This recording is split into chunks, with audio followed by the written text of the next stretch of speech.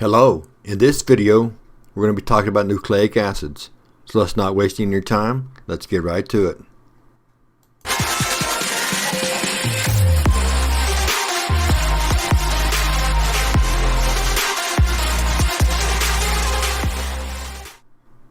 As with most of these macromolecules that we've been talking about, there's some general information that we need to talk about, and nucleic acid has that as well. Now, the polymer would be a nucleic acid. Okay, that would be the full built molecule, dehydration synthesis, and all that stuff. So that's, we're talking DNA, we're talking RNA, and the monomer would be the nucleotides, and we're talking those A, adenine, T, thymine, C, cytosine, and G, guanine, the individual nucleotides. Now, along with having those bases, which are the A, T, C, and G, the nucleotides, there's a sugar, and there's a phosphate, and then there's whatever the A, T, C, and G that's been added onto that. And we'll see that when we look at both DNA and RNA. We'll point those out, but you can see the diagram beside me there. You've got your nitrogen base in the upper right-hand corner. You've got your sugar there in the middle, and then you got your phosphate group, which is a similar phosphate group as we saw in the phospholipid, to the far left. One of the differences, and we're going to point this out specifically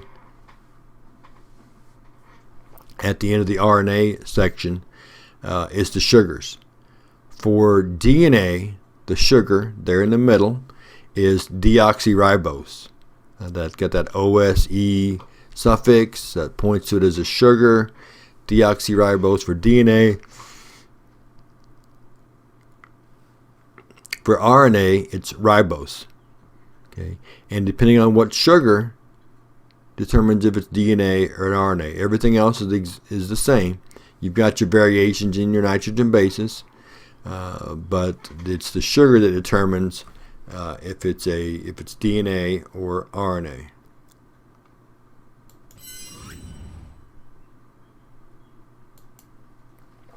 Now, when we're talking DNA, we're talking some pretty important stuff here, because we're talking things you can find in the genes. Okay, these are the things that determine all those physical traits that you can see, or the way you do things: hair color, nose size, ears, whatever it may be. That information is coded for genes, which is based on the amino acid sequence for the proteins. And for DNA, the nucleotide nitrogen bases are A, T, C, and G. Okay, DNA is formed in a double helix, as I'm sure you know, and we'll see a look at a picture of that when we compare DNA to RNA at the end of the RNA video.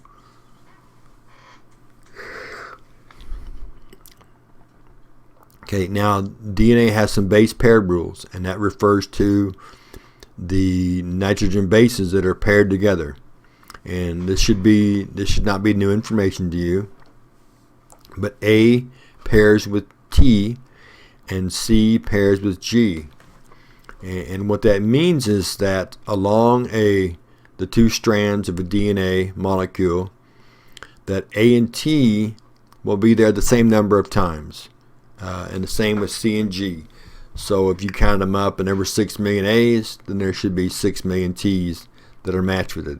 If there were 9 million C's, then there should be 9 million G's that are matched up with it.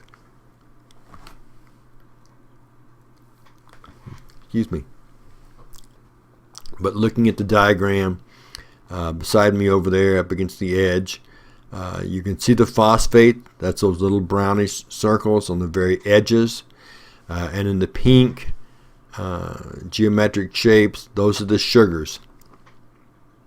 So in essence, if you think of DNA, if you unwind it and unfold it and lay it flat, and think of it as a ladder, okay, those sugar phosphate alternating connections, those are going to be the side rails of a ladder. sugar, phosphate, sugar, phosphate, sugar, phosphate. And then the rungs going across, that's going to be the nitrogen bases. Okay, that's going to be your A, T, C's, and G's that are going to be hydrogen bonded together. That's where you'd put your foot if you were climbing this particular ladder. Oh, I didn't mention this in the top here. So when we're talking those base paired rules, we're talking, what letters are matched together. So when those DNA molecules are being read, if the protein reads an A, then it puts a T on the complementary DNA. If it reads a C, then it puts a G there. If it reads a G, it puts a C on the complementary pair.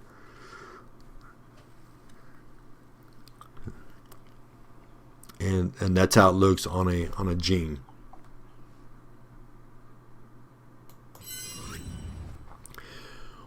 Well, that's our look at DNA. In our next video, we're going to look at RNA, and we'll also compare the two to show the three main differences. So we'll see you then.